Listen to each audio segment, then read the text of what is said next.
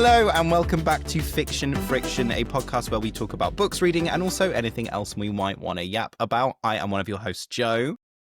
And I am Bill. Joe, it's been so long. We kind of dropped off the face of the earth. Who are you? No, we missed 1 week. One episode. We missed 1 week. We missed one episode, but it was because we are just so busy. We're booked and busy. Joe was like being on Broadway. Yes, I made my Broadway debut. You are editing approximately 17 novels. Yes, well, yes. But yeah, it was a bit hectic there, but it was Christmas. Give us a break. It was Christmas. You should be spending time with your loved ones, not us. So we actually did it for you. Did you have a nice Christmas, Phil? I did. It went really fast, though. I feel like it always does. I think because I've got my little brother, I can still enjoy the magic of Christmas. So we're just... To be fair, though, I felt like it was kind of fading away because he's, 12 now? But we've got a next-door neighbour who she's 2, so I'm just, like, living vicariously through her now. It's going to keep finding small children to vicariously live through them at Christmas time. But yeah, but Christmas as an adult is never as... It becomes about different things, doesn't it? Like, for me, it's about the food. Did you get anything book-related for Christmas? I got a couple books. I did ask for a couple. I got Alex E. Harrow's new book. I wanted... Chloe Gong's, what's it called? Cold Wire. It was very cybery. I thought that was fun. I got both of them, so I'm going to read them. Hopefully be able to talk about them soon. What did you get anything? Yeah, I did, and it's going to be the book that I'm going to talk about later, so I'm not going to talk about it right now. So, I forgot. Suspense. We do the currently reading stuff. Yeah, I need to we think do. About what I'm reading. You forgot the premise of this podcast. It's been so long. Yeah, but when I ask for a book for Christmas, I'm out with my family, or I'll show them a picture of it and be like, I would like this book, and I'm not going to buy it for myself. Because they never know what I do and don't have, and what I haven't or might have already read. So I always have to be like, this book, I'm not buying it, and it's December. I'd love to give them like my Goodreads and just be like, this is what I have. Like, because at one point I did log everything that I own, but it's just so hard to keep on top of. And then I stopped properly tracking my reading, which I regret now, because at the end of the year, people are asking me, what's your favourite books of the year? And I couldn't think of any. We did a whole episode. So I'm going to start tracking my reading again. Just give them the episode of this pod. Just send them a link to the episode of this podcast we did. Yeah, listen to this episode. Probably an hour and a half podcast. Yeah. And you're there. Well, we actually haven't talked about this, but do you have any reading goals for 2026 that aren't just numbers? Not necessarily numbers. I know I just want to be a bit more consistent with my reading. I think in the job that I'm in, it's really easy to not read because I'm technically doing books all day, and then the last thing sometimes I want to do is read. But I think in my mind, I'm just going to try and separate those two objects, if that makes sense. Like, I can read for pleasure as well as for work. So I'm trying to do that. I want to try and read at least like 20 books this year. We'll see. I think I read about 20 last year. So if I can read more than that, I'll be very happy. Yeah. Yeah. Well, I was talking to somebody at work towards the beginning of the month, and they said, my goal was to read, a book a month, or to read 20 books by the end of the year. And I said, well, why don't you do it as 10 pages a day rather than, because like a whole book, this was coming from a person who hasn't finished a book in a really long time, or at least only finished a couple a year, which again, I still was, to begin with, I was like, you shouldn't think, oh, but you read so many. You should just think that's still great that you managed to finish those when you could have read none. But I said, why don't you think of it as 10 pages a day rather than a whole book? Because a whole book can be quite daunting when you don't read a lot. And she said she's, even in the month of December, read more than she had for the past few months. So I was really pleased about that.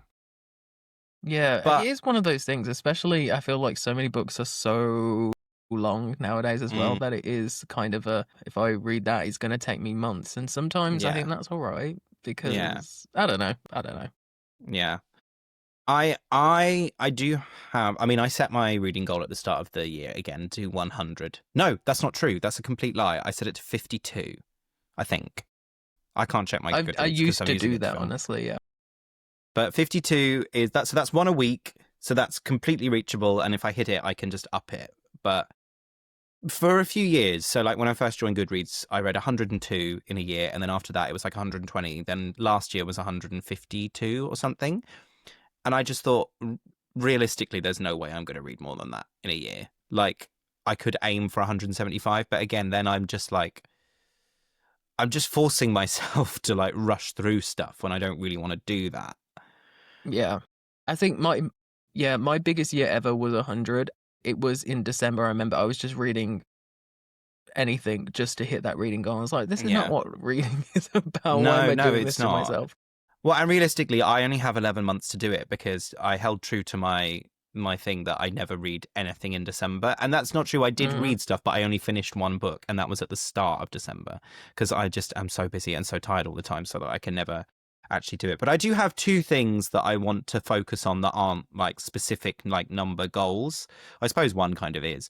I want to read at least one classic a month, and I want I to like that. read more non-fiction because I feel like the past few years I've just been like front list, front list, front list the whole year, just because, you know, like I get proofs and like new releases are exciting. But it means that there are so many really, really famous books that I've just never read. Like I've never read Pride and Prejudice. I've never read any Austen actually. So I want to change that this year. And also, I want to read more nonfiction, but I think I need to find the sort of nonfiction that I enjoy. I don't really enjoy like really dense, almost like academic stuff because my brain just Yeah. turns off. Yeah. But So I I mean, need it to makes find stuff sense I like. why, yeah, it makes sense why we're all so inclined to pick up the new releases because at the end of the day, I guess we're quote unquote influencers. So we're chasing what's going to get us views. Like, even if you're not really thinking about it, it's that subconscious thing. It's like, okay, if I'm going to read this random classic, who's really going to watch that? And it's like silly because at the end of the day, it's for enjoyment. Mm. But it is that one thing that just happens. But again, as well, excitement. You want to be reading things that other people are going to be reading, so it makes Yeah, sense it's the to hype. chase It's the that. hype. But also, I don't know if whether this is a shift in just what's being posted about online or if it's just a shift in my algorithm. However, I have noticed it both on Instagram and on TikTok, so I'm not quite sure.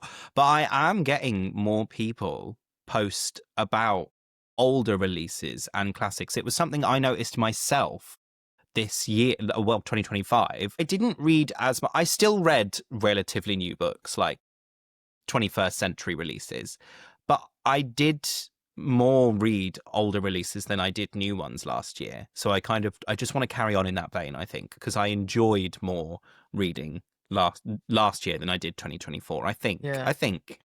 Yeah, I actually kind of agree with you, except when I think of older reading, it's just stuff that I already own. I didn't buy a ton of books last year. Like, I mean, I pre-ordered stuff that I was excited about, but Yeah. compared to like pre-orders I'd done in the past, it was like drastically different.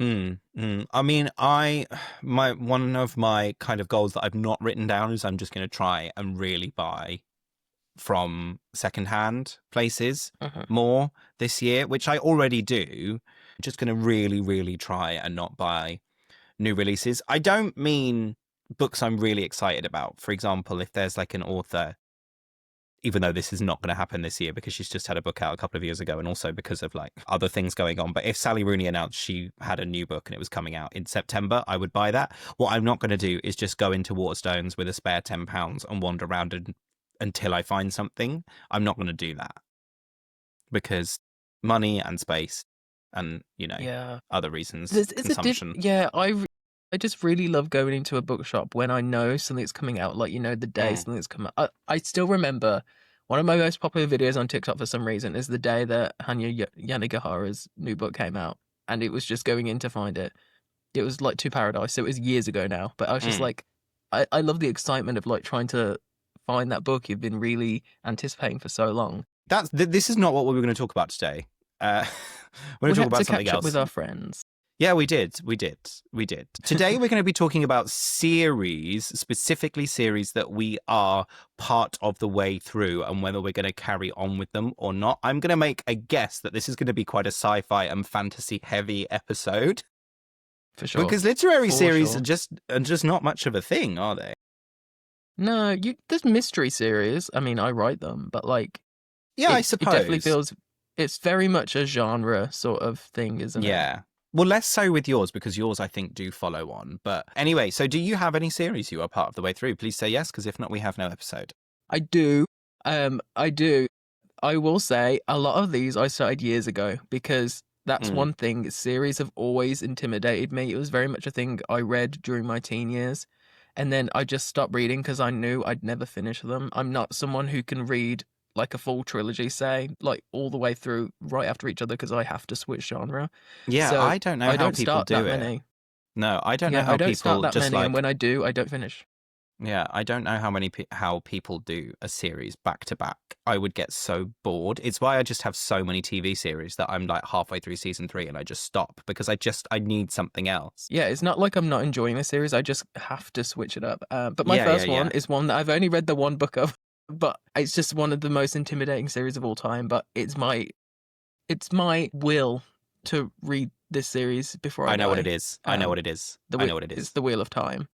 I loved the first book. When I read it, I did like a whole vlog because it's so just like luscious and like Mm. so detailed. And I think that's the thing that's kind of put me off of it as well, because while it is just so gorgeously written, it's so detailed that it took me like a month to read it. And for me, I'm quite a fast reader. So that was like very shocking, but it's brilliant. It makes sense why it's such like, I guess, like a pioneer, part of the pioneer for like what fantasy is today. Obviously, it takes a lot of inspiration from Lord of the Rings, but every fantasy book does. This was kind of like one of the original ones that did it, and it's brilliant. I really enjoyed the show too, so I kind of know where it's going. I know the show changes a lot from the books, but it's something I want to get to eventually. I've got probably like 6 of the books down here, so I've got some catching up to do. Yeah, I mean, to be fair, that is like the grandfather of all intimidating series because it's what, 13 or 14 installments and then a novella as well. Yeah, it's not even a novella because it's fucking huge. So I don't know It's not, it's like normal book size compared to the rest of them. compared to the others. Yeah. And I think I was just gonna say, I think what makes me actually do want to finish this is that I know that it ends well, which is Mm. wild considering Robert Jordan didn't even finish it himself. If anyone doesn't know, Brandon Sanderson finished the last 3 books for him. I think it's wild that it turned out that everyone loves the last book. I mean, at least from what I've seen, I feel so many times a series ends and people are disappointed. So Yeah. it makes me want to finish it more. I am going Yeah. to attempt it one day. I don't know whether I might just do like one a year or That's what I something. said I was going to do, and then I never did it because they're just so intimidating. Yeah, they are intimidating. They are. Well, speaking of Brandon Sanderson, 2 series I am part of the way through are Stormlight Archive and Hmm. Mistborn. I'm I'm not going to carry on with Mistborn. I liked the first one. The first one gave me like heisty urban fantasy vibes. The magic system was completely baffling, but I liked it. Mistborn is his series that he's done like 6 installments, I think, but it's 2 separate trilogies, and they're set quite far apart time wise. The first one is like an orphan, and it turns out she has this magic within her, and she gets recruited by this like gang of outlaws to overthrow the evil sort of overlord. And also, this city they live in is covered in ash like rains from the sky. It was a really cool premise. I really liked the first one. The second one became more like political fantasy, which I like. I really like that. I just found it so boring. I found it so boring with every sort of 100 or so pages I went through because they're deceptively long. They're about this big each, but the pages are that like onion skin paper. So each one is about 600 pages. I just found my interest waning, and I just like, I got to the end of it and I was like, I'm going to finish it because maybe I'll like the end and it'll excite me for the third one, but it did not. I don't remember anything that happened in that second one. I will not continue with that series. I found it very, very boring. Stormlight Archive, I do really want to continue with, but again, they're just so intimidating. They're such a commitment. Yeah. They're so big. The last one, I read the UK paperback of it, and I think it was 1,400 pages. It It's a took lot. me 2 weeks to read. They're so long. I really liked the first 2. I did like the third one. They just never need to be as long as they are. That's the thing. They never need to be that long. So I'm just aware that I'm going to be reading a 1,400 page book, and not all of it is important. And also, I'm going to have to watch a recap of every book because it's been, I think now, it's been over 2 years since I read the third one, or maybe a year and a half. I remember nothing about it. I do really like them, they're just such a big commitment, and I think that is the case with a lot of fantasy series, and why I kind of stop 2 or 3 installments in. It's not because I'm not interested or I'm not invested. It's just because they're such a big commitment, not only of your Yeah. time and your wrists, but also your brain. I mean, that's the reason why so many series I don't finish. Like, I really Mm, enjoyed The Way of Kings when I read it. It was one of my favorite reads of the year, 2023, I think it was. mm. But it is actually, I think I read it before you, and then you read it after me. So it has been a I while. did. Yes. Yes. And thinking back now, all I really remember, and this is no problem of Sanderson's, it's just my brain doesn't work, and this is why I don't finish many series, because it's like, oh, I have to go and reread it. It was bridges, like a weird bridge Mm. thing they were doing, and then I just remember really liking, is it Shallan? Shallan? Yeah, I liked Shalon. And like everyone was hating on her, and I was like, I love her. Yeah, I mean, I do have problems with his writing as well, and I think that's why I don't jump back into his books like one after the other or very quickly. His writing is very bare bones. I don't think he's a very, when I say good writer, I don't mean that in a bad way. I just mean his prose is very, very bland. It's very beige. It's very basic. He's not a very, what's the word I'm looking for? Like, eloquent is the word I'm looking for. It's not very eloquent. It's very basic. And also his work has have very big action scenes that I just completely glass over for. And I just completely stop paying attention. So I do want to read it because I do want to know where this series goes, and I do like the characters. I'm invested in all that. And there's like you get payoff, and there's mysteries that are being revealed like as you get into the series. But they get so dense and so confusing the more you get into them. But yeah, they're just a big commitment, and they scare me a little. Well, my next one, I want to see if you can guess what it is just by like a little hint. Okay. Okay. It is a very popular series. Go figure. And it is an amalgamation of like every fantasy book that came before it. Is it Aragon? Yeah, yeah, it is. I read the original series when I was like a teenager. I think I've reread the first one since, but Myrtle came out, was it last year or the year before now? And I've still not read it because Yeah, I know I'm quite going to have to recently. reread the entire series. No, watch a Um, recap video. I guess. But I feel like a recap is fine when you've read it maybe in the past 5 years. But because Yeah. I've literally not read that series since, I mean, probably like over 10 years now, I can't remember a single thing about it. The things I remember is like from the movie, which is not a good indication Mm. of the novels. So it's gonna have to be something that I reread properly. But it's another one. And maybe I'm blinded by nostalgia a little bit because it is like one of those things that really got me into the genre for me. It was like Narnia was the thing that kickstarted it, and then Aragon was the thing that kind of pushed me into like, yeah, I really love fantasy, and then I got into all the other things I enjoy. So I do have like a love for it there. But it's also like nerve-wracking, like trying to finish a series now. Like, am I gonna like it still? Who knows? Mm. But that's definitely one that I want to get back to. There's also that worry as well about revisiting something you haven't visited since Yeah. childhood. There are things that I love in my brain and have huge nostalgia for, but I'm worried. I'm like, what if I reread it and I now think it's bad? So maybe Yeah. subconsciously that's why you're not doing it. Yeah, probably, but also it's just because I don't want to read 4 books. I want to read 20 books this year. However, I don't want to read 4 books. But like, I want to read 20 books, but I don't want to read 4 of the same book, if that makes You sense. don't It's not want the a same book, but fifth. like, if You don't one want a fifth series. of that to be arrogant. Yeah, like I want some variety. And to be fair, that's Hmm. why like the things I do want to read today this year are like a bit of every genre because I think Yeah. that's why again that's why I don't read a ton of series because I like having my different things to talk about. Yeah. Yeah. I mean, the next one for me, again, fantasy again, is the Bone Season series. Mm-hmm. So I have read 3. There are 5 currently released. There will be 7. So I'm nearly halfway through. The third one was a lot shorter than the I've previous read 2. one. Did you like it? I did. I really enjoyed it. Because Yeah. I think I'd started reading it before it got republished, and then I stopped when they announced that and read like the republished version. Yeah. I've only read the newer versions, but I really like them. I mean, I was nervous going into them because both Priory and A Day of Fallen Night are probably two of my favorite fantasy books ever. I love them Hmm. so much. So I was nervous going into it, and I was completely baffled for the first 100 pages.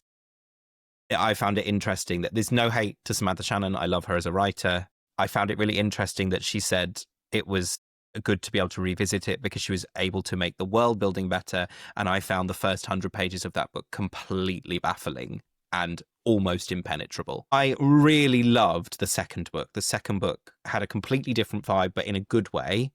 It became all sort of about the gang warfare in London between these magical gangs. The third book, they visit a lot of different locations. It becomes more about fighting back against this sort of tyrannical government. I really enjoyed it. A lot of typos in that third one, which I found interesting in this like big re-release that's been rewritten or re-edited. So maybe I that would put me comment on off that, but carrying there's on. a lot of typos in my newest book as well. So. Okay, never mind. I'll cut that. I'll cut this. Note to editing, Joe. Cut that bit out. Except I'm not, because that's funny. But again, I just can't do series back to back. But then I do myself a disservice when I go to read the next one because I've forgotten Yeah. everything about the series when I go back to it. But again, that third one, I read that quite close to reading the second one because I think it was just over 300 pages, where the first two were over 500. So I was like, oh, well, this is nothing. So that made it easier. However, the next one is now over 500 pages again. But it is set in, I think it's set in Paris, the fourth one. I like that this series is like going loads of different places. I really enjoyed the first three. I would say if you want a nostalgia trip for like early 2010s dystopian fiction that feels adult rather than YA, I would say give them a go because I think they're really fun. Cannot vouch for anything past the first three, but I will carry on with them. I do actually want to carry on with it because I really liked the first three, so I do want to carry on. Yeah. I mean, this is not one of my picks that I wrote down. I've completely forgot, but like Roots of Chaos, Samantha's of the series is one that I do need to finish. I've read Priory and Day of Fallen Night. I didn't read, is it Among the Burning Flowers? Did I tell you I'm going to Disneyland? No, Yeah, which for the one? first time ever. For the Paris one. first? No, I'm not going to sing. Are you going before or after March? In March, When in March? the last week. Okay, so the new Frozen stuff will be open. It opens the day after I get there, I think. Oh my God, it's going to be so busy, but you're going to have so much fun. I'm so jealous. We're getting Fast Pass, so I shall do that. Can you steal that Olaf animatronic for me, please? I really want it. Okay. Okay. This has been like a very strange detour, but my next Anyway. one I have mentioned in the past in a video last year, and I can't remember what it was, but I remember talking about it as the Truth Witch series, which I think is probably like the least well-known one on here. The first book made some noise back in the day, but it was 2015, and these books have been coming out very slowly. I think it's actually just wrapped up, but these books are really, really fun. I've read the first three. Well, the first three, and then there's like a novella, a prequel, which I've read as well. But they're basically a world where there's witches, but they all kind of have like different, I guess, I don't even know the word, not even elements, but there's truth witches who are kind of like the most sought after because they're used in politics because they can see like threads of truth around people, so they can tell if people are telling the truth, go figure. And what I like about this series is that there's really not a focus on the romance, which don't get me wrong, I enjoy. It's like there's just like a really great like friendship, platonic relationship in this, which is brilliant. I don't know if that changes in the last couple books that I've not read. Again, it's been a while since I've read them, but I think these are ones that do need a little bit more hype. So this is me telling you to go read them. They're really fun. They're by Susan Dennard, who has written The Luminaries, which you may recognize. I think that kind of made a splash a couple of years ago. This is the third time we've spoken about this, I think. Susan Dennard. Yeah, Let's we have a we quick. definitely have. Susan Dennard, American author. Susan Dennard is an American YA fantasy author. Bibliography. She had the last thing she had out was Witchlight, which was the last installment in the Truth Witch series, which is called the Witchlands series. Yes. Okay. So, my next series is one that I do not think I'm going to carry on with because there's a movie coming out this year that adapts the last book in the series that I have read, and they're not going to make any more Hmm. movies after that. So, I don't think I'm going to carry on with it. Also, Can this I guess series, this? yeah, I'll give you a few more clues.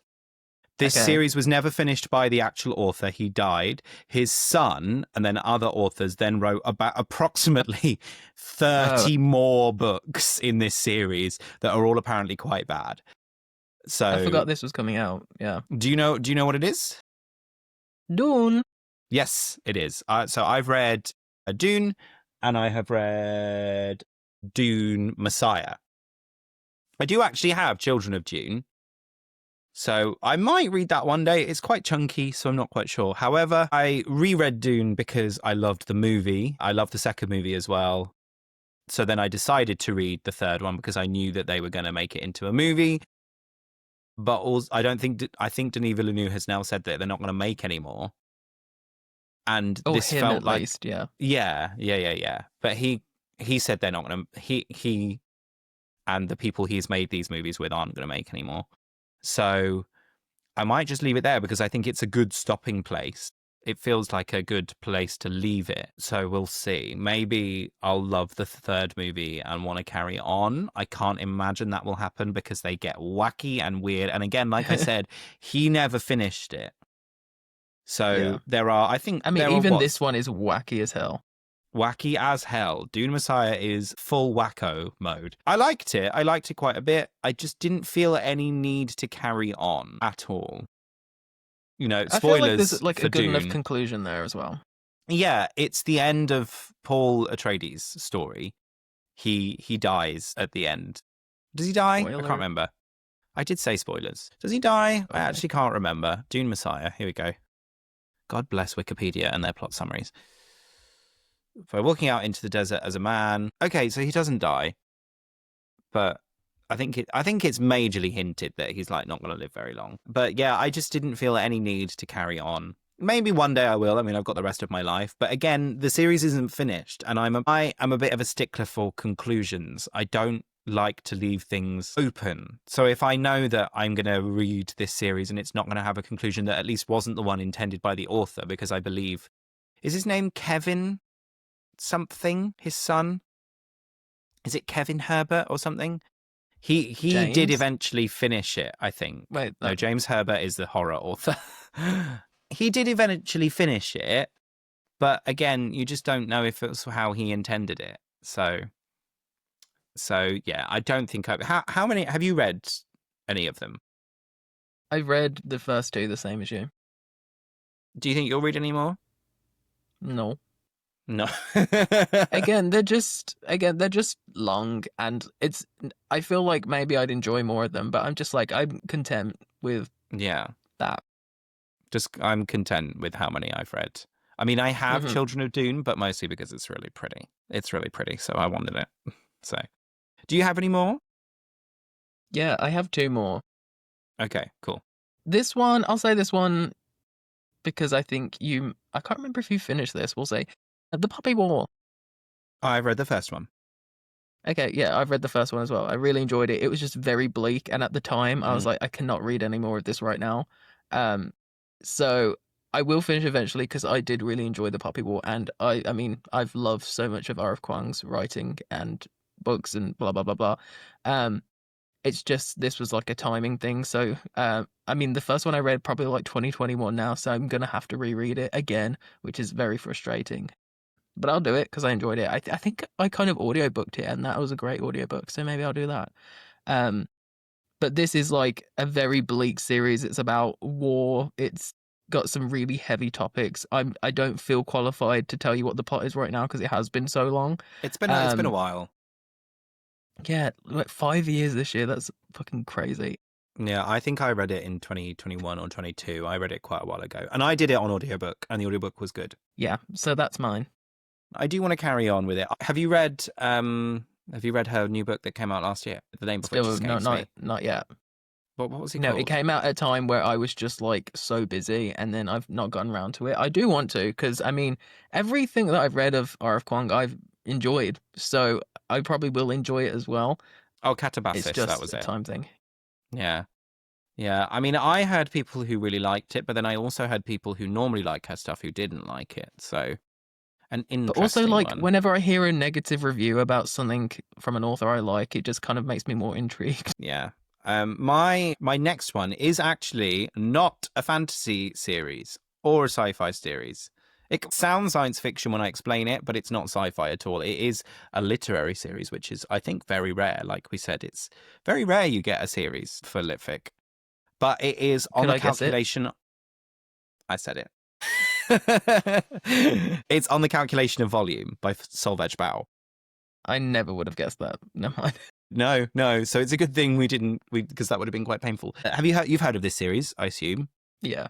It was Yeah. quite big when the first one came out. It's the series about a bookseller who is stuck in a time loop, but it's not sci-fi at all. Basically, she's just living the same day over and over and over again. She doesn't know how she ended up in that day. It's quite a difficult series to explain because each book is kind of different. Like it doesn't, they do follow on from one another, but each book deals with different things. The first book very much felt about loneliness, about adult loneliness. The second book felt about like it was about finding joy, and the third book felt like it was about finding other people. I really like it as a series, and I like how she's able to take this central conceit of a woman in a time loop and use it to discuss different things in each book. What I like about them is they're really short. They're only about 200 pages each. We've had 3 released in the UK. The 4th one comes out this year. There's 7 in total. But I really, really like them. I think they're really beautiful. And again, I like the briefness of them. They're really introspective. They're really eloquent. They're really beautiful. I really, really like them. I'm definitely going to carry on with them. I read the first 2 last year. They were 2 of my favorite books. Really like them. And again, it's rare to have a literary series. So I like that. I like that. And just stuff that's just like, I guess, maybe not easy reading, but like because it is a little bit short, it's a bit more manageable. That reminds me of the Sean and Maguire's Every Hard Doorway. I forget the name of the actual series, but they're really short. They're like fantasy, kind of portally. They're really fun. I wouldn't say that on the calculation of volume is easy reading because it deals with some quite dense stuff to do with, like, they're really difficult books to explain because you tell people, oh, it's about a woman in a time loop, and they assume it's one sort of story, and it's not at all. They're very slow. They don't really have a plot. And you're like, how can a woman have filled 7 books with this? And yet you read them and you kind of understand it. I found them really beautiful. I know some people found them quite boring, but I think that is always, that can always be the case with like a plotless lit fic book. Sadly, that is completely my vibe and the sort of thing I really like. But yeah, I really, really, I really loved them. I really loved them, and I will definitely carry on with them. Yeah. Well, I've got one more which I will mention. I've mentioned it in the past before, and it's literally kind of my personality. I'll just be really fast and then we can get into our currently reading, watching, whatever. But it's the Shadowhunters Chronicles. I mean, I've been reading these since I was like 12, maybe earlier. I can't even remember at this point. I have not read one of the books since 2020, 2021, maybe. So I've got some catching up to do. There is probably like 10 now, like ridiculous. But it's ending in the next couple of years. I think the first book of the final trilogy comes out later this year. So like the end's in sight, man. And I feel like it would just be strange not to finish it now. So that's me. I mean, it's been a bit soap opera-esque, hasn't it? In that it just keeps going.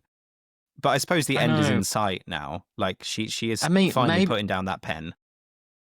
maybe because we've had so many now, she can do a crossover with some other series. Let's Yeah. have Shadowhunters meet Philip Pullman. I don't know.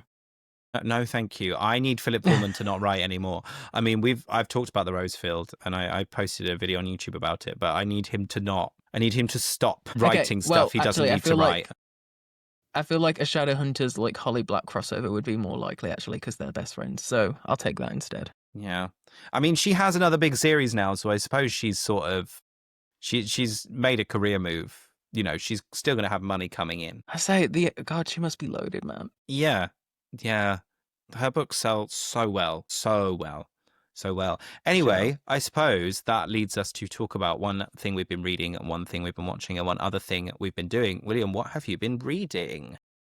I started reading when I went on holiday. I put on my story asking for like just easy reading recommendations to download onto my Kindle. And I didn't actually read that much because it was kind of just so full on. But I did start reading The Naturals by Jennifer Lynn Barnes, who's the author of The Inheritance Games, which wasn't my favorite book ever, but I knew everyone just keeps telling me to read The Naturals. They're like, it's like Criminal Minds meets the X-Men. And like on paper, that sounds brilliant. And Mm. I'm very much enjoying it right now. It again is what I just need right now. Very easy reading. But again, I love a genre blend, like something that's kind of mystery, but like with a twist. I think that's really fun. I am reading One of Us by Elizabeth Day. Have you heard of this book? Yes, I think mine is definitely more literary. Mine's definitely more highbrow.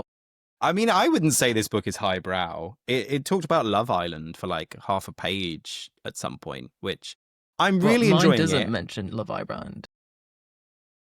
I'm really enjoying it. It's very juicy. It's very gossipy. It follows a load of different characters who are all kind of one way or another related to this very, very rich family, the father of which is running for prime minister. Like one of the guys is his old friend from school who was like in love with him, kind of a bit Saltburny vibes. But imagine if Hmm. Saltburn, they then sort of one of them didn't die, then they grew up. One of the POVs is the daughter who is secretly in a Just Stop Oil kind of organization and is sort of throwing a spanner in the works for the dad who is, trying to run for prime minister. One of the other POVs is a friend who is a running mate who who watched porn on an office computer and had like a scandal. It's very gossipy. It's very sort of tawdry and exciting. It's quite well written. I'm surprised by how well written it is. I just heard that it was a really fun time, and it kind of is a fun time. There's too many pop culture references. I don't like a lot of pop culture references in my books. So there's a bit too much of that. Like I said, it talked about Love Island for quite a while, and I didn't like that. But other than that, I'm enjoying it. It's fun. You don't really have to think that much when you're reading it, which is not the sort of thing I normally go for when I'm reading, but it's a fun time. I'm enjoying it. I'm enjoying it. Yeah, I mean, I love the genre of like messy rich people. Yeah, oh no, so do I. And it's very much that. It's very much a messy rich people book, getting their comeuppance. What's one thing you've been watching? I'm just gonna mention the new Avatar movie. I saw it before Christmas now, but like, I'm not even kidding. Like, I just keep watching TikToks about it because I've just like not stopped thinking about it. I Mm. really enjoyed that film. And then I guess I'll just mention it now because it's also the game I've been playing. I've been playing the Avatar's Frontiers of Pandora game Wow, you're because they going released full I Avatar know, mode. but it's because they released the third person version of the game, which is the reason I never played it originally because it was first person, which was like the most stupid idea ever. But it is brilliant. It is so much fun. I really enjoyed the film. The game is like really fun. It's kind of having like a resurgence now that they've added Mm. the third person thing. I think they've added like an expansion with like all like the stuff from the new movie. I've not played that yet because I'm still making my way through the original campaign. But I don't know. I'm really fun. I think it's just because it's colorful. Like I Yeah. like playing stuff that's not bleak and dark all the time. Like it has its moments, obviously, because you're like dealing with humans. Ugh. Um, but I don't know. I just like jumping around as a blue person. I was actually going to talk about Fire and Ash as well because Hell yeah. I I was stuck in a town with very little to do over December, as I've already mentioned. And I had a day of nothing. Everyone had gone home apart from me. I had a day to do nothing just after Christmas. And I was like, I could go and see a movie. So I looked what was on. The only two things that were on were the SpongeBob movie, The Search for SquarePants, or Avatar Fire and Ash. And I was like, one of them is going to take up 2 more hours of my time. So I'll go and see that. I was worried going in because I really did not like The Way of Water at all. I found it to be quite a slog. Haven't watched it since I saw it in the cinema because I was just so unimaginably bored the whole way through. Don't get me wrong, the movie looked gorgeous, but I found it really boring. However, I really, really liked this new one. I've seen it twice now. I've only seen it the once, and I'm jealous. I need to go see it We again. went So I saw it in a Cineworld the first time, and I enjoyed it. We went again on Sunday to the Odeon, and at first I thought they'd put it on in fast forward. I don't know whether Odeons have better screens than Cineworlds, but it seemed to be in a higher frame rate. It Oh. was really weird. It was really weird. Like I acclimatized to it after a while, Mm-hmm. but just it was so smooth. So smooth. I mean, it looks insane. Like visually, it looks insane. It's one of the most beautiful movies I've ever seen. But I really enjoyed the story of this one. I thought there were actual stakes. I cared about all of the characters. I was really invested. Watching it for the second time, sort of knowing what was happening. There's so much happening in this third one, sorry. So much happening. Like it doesn't ever really let up. Yeah, and I keep seeing people's things where it just feels like a rehash of the second one, and I don't agree. I Like, don't I agree feel at like all. there's so much more going on in this type one, and I feel like people are just saying it's because it's like humans versus Mm, Navi, and I'm like, what else is it supposed to be? Like they're trying to colonize them, like what the fuck? yeah, But I think what makes this so strong is that it's not just Quaritch now. Varung is so fucking cool. Like she's so every cool. time she was on screen, I was just mesmerized. Like I think Yeah, Una Chaplin is brilliant. She is probably, I think, my favorite person in that film now. She just knows what she's doing. yeah. Um, I don't know. I just really enjoyed it. There was some things I didn't like the spoilers if you've not seen it, but like the Kiri spider thing, I think is just really weird. Um, but the other stuff, I was just in awe because it's a gorgeous film. Yeah, I mean, I would say that this feels a bit mean because he's only about 15 years old, but Jack, is his name Jack Champion? The guy who played the kid who plays Spider? He is a very weak link in that cast because I think everyone else did really solid work in that cast. I thought the guy who plays Quaritch, whose name I can never remember, I thought he was Stephen great in Lang. this movie. Yeah. Yes, that's it. I thought, and I loved all the stuff with Varang and Quaritch in this movie. I thought it was really interesting. It seems like they're going to be doing some really interesting stuff with him in the sort of later movies. Hmm. You know, because in Way of Water, I sort of struggled to believe that Quaritch still gave a shit about Jake and what happened. Whereas in this movie, I thought they gave him really interesting stuff to do. I found that dynamic and that sort of plot thread really interesting. I find the stuff with Kiri really interesting as well. I'm excited to see where they go with that. Yeah, I don't really care about him Yeah. and Spider, about her and Spider. And I was glad to find out that they use body doubles for the kiss. Yeah. Because that I was I weird. will say, in defense of Jack Champion, I will say he's not great in this film at all, but it was like his first ever thing he ever acted in, which I think kind of shows. But also, I think the position he was in makes it so tricky. Like he's literally acting to nothing, Yeah, but they because all are. They all are. well, what I saw, apparently he films all of his stuff with the others while they're in the mocap suits, but then he has to film again just by himself, and I can't imagine how that would be. But yeah, he's definitely the weakest link in that cast. Yeah. But again, I feel like it's just something that I could like look past because the rest of the film I just enjoyed so much. Well, yeah, like moment to moment, I don't think he is terrible. I just think, as loath as I am to say it, I thought Zoe Saldana was really great in this movie. I think Sam Worthington was really great, which is weird because he's not done anything else. But then again, I suppose if you're in the two highest grossing movies of all time, do you need to do anything else? Um, Yeah, Una he's just Chaplin, done. Yeah, I mean Una Javelin, I think is my favorite part of the she was film great. still. Stephen Lang, I thought was really great. I just think it's the sort of movie that only James Cameron can make. You know, you're Hmm. watching, there's a scene towards the end, and it's got Kate Winslet and Sigourney Weaver in it. These two, like, absolutely huge movie stars. They're playing blue people. They're sitting on a rock that's floating, and you just totally believe it.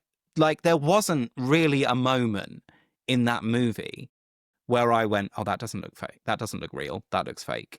The whole movie, I'm like, this all looks so like tangible and believable. I don't know. I was just totally swept up in it in a way that I haven't been really with this series since the first one.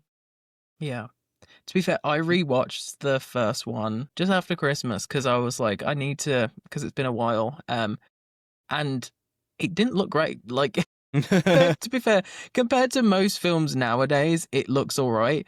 But just like comparing it to what I'd just seen at the cinema, it's wild how much Yeah. stuff has changed since then. Because like watching it then on like Disney Plus on my TV, I was like, I can tell these aren't real creatures. But then Mm. watching like in the cinema, I'm just like, I just cannot fathom that they are not real Yeah. bursting in and out of the water. They look so tangible and it's wild that it's so Yeah. realistic. It all felt so real. I'm really interested to see where this series goes, which is not a position I thought I'd be in after watching the second one. I thought after watching the second one, I was like, I really don't care to see this new one. I'm glad I did. I'm going to go on a Mhm. tangent now. What Doomsday trailer did you get before your screening? We got the Cap one, which I just didn't care. It was so boring. No, I didn't get I got two different ones. It's because I saw mine before Christmas, so it was like the first round. Yeah. I, I'm just not excited at all. I will be excited when there is a woman in the film that I care about. See, so I got the Thor one the first time I saw it, Hmm. and I didn't know they'd done another one. So when it started, for about 10 seconds, I didn't know what it was. And then it dawned on me because I got the X-Men one. But yeah, I And did see that and one. that really did excite me because we went to see the third one. We went to see is it The Last Stand for my birthday. God, let's how old I would have been. No, I don't want It was some a while. random. No, shush. No, it wasn't. It was 2006. So we would have gone to see that for my ninth birthday. I have a huge nostalgic spot for those movies. So seeing that trailer in the cinema, it did make me cry. I I was will say, yeah, I will so say the way excited. that they've put like Scott Summers' like powers, I guess they Mm, look the best they've ever looked. So I'm very excited to see how they yeah. use them. I don't know. I am. I mean, we've got 11 months, 12 months until it comes out. I'm excited. I'm excited. I'm excited just to see what the heck is going to happen. Like, what are they going to do? Like, I I just, yeah, I feel like going it's into Infinity War and Endgame, we kind of had an idea. This one, I've got no idea what's going to happen. I think that's why I said I'm not excited. I don't think it's that I'm not excited. It's just that I'm just so uncertain that it's going to be good. Like Yeah. I just don't have really much faith in Marvel right now. And it's weird because I think they helped a little bit being like Thunderbolts was great. Yeah, it Fantastic was. Four was pretty good as well. And I don't know, I just have such like an uncertain relationship with them now because I don't know, they started off so well at the beginning of like the what's the word? Like the 2020s, like WandaVision, I thought was fucking brilliant. Yeah, I it am was. an Eternals defender, and then they've kind of just scrapped all of that. So I'm just like, now what? Well, what I'm looking at is track record of people involved, right? Because I'm just trying to find the Wikipedia page for Doomsday. Here we go. Right. So you've got the Russo brothers directing it, and track record inside the MCU. I'm not going to talk about any of the other films that they've made because they've all been bad. Track record inside the MCU. All of the movies they've done are good. Screenplay. You've got Michael Waldron, who I despise. Yeah, who I hate so much. However, you've also got Stephen McFeely. So he did I mean, he did Thor the Dark World, but we're not going to talk about that. But he also did The First Avenger, The Winter Soldier, Civil War, Infinity War, and Endgame. So he's half of the writing team who did that. So 3 out of 4 is not bad. He also did the adaptation for The Lion, the Witch, and the Wardrobe, I'm just learning. So who knows? I'm excited. I'm hoping Michael Waldron doesn't get his grubby hands over most of it and ruin it because I despise him. If I was in charge, I would just get Jack Schaefer to do everything. Yeah. I mean, she's Who good at the did campy, WandaVision and witchy Agatha all stuff. along? Would she be good at this huge, big stuff? That's, you Yeah, know, because I would help her because I'm the all-knowing.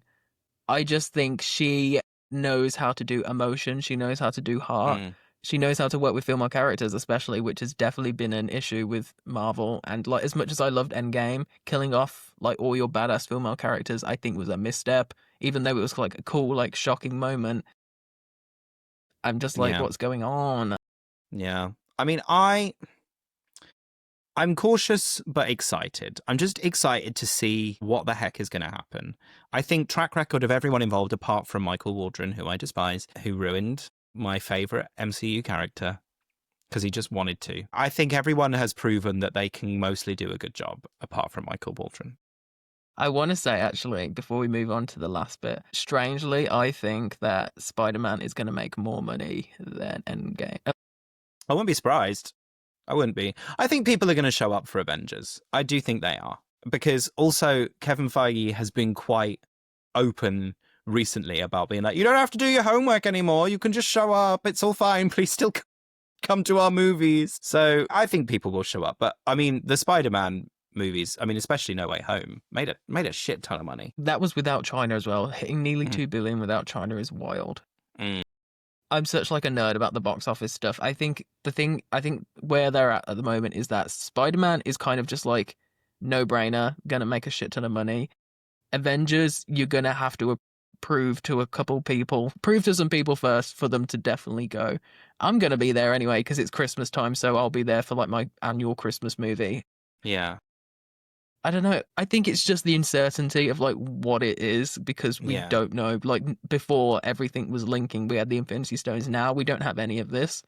Um, we'll see. And I just hope they just don't shelve all the female characters because they're not like. Did you see? There was like a Twitter post the other day, and it was like these big four female characters. We've not seen anything about them. We don't know if they're in the movie. I'm just like, guys, come on. We know Sue will be there. But that's Like, it. Like she's going to be a pretty how big part of it. I just don't understand how Wanda is not in these films when We she is don't the know reason. that. She might She be. is the reason. I find it wild that Elizabeth Olsen is the reason that Multiverse of Madness, being the mid to bad movie it was, made so much fucking money. How is she not been seen for like 4 years? It's wild to me. I mean, I am staunchly, I will not shift my mindset that she's not dead. So I reckon But she's definitely not. That's why. she Where is must she? be coming back. She must be coming back. We'll see. We'll see. As it stands, I'm excited. I'll go see it. But we'll see. I think, to be honest, I wouldn't be surprised if that's most people's mindset. Because they're just like, it might be terrible, but, you know, I mean, the last one made a heck of a lot of money. So we'll see. That's an We'll see. understatement. Yeah. We'll see. We will see. Anyway, what's one thing you've been doing? Well, I already mentioned the Avatar game, so you go. I've also been playing a game. I've been playing The Outer Worlds 2. I saw that on your story. Yeah.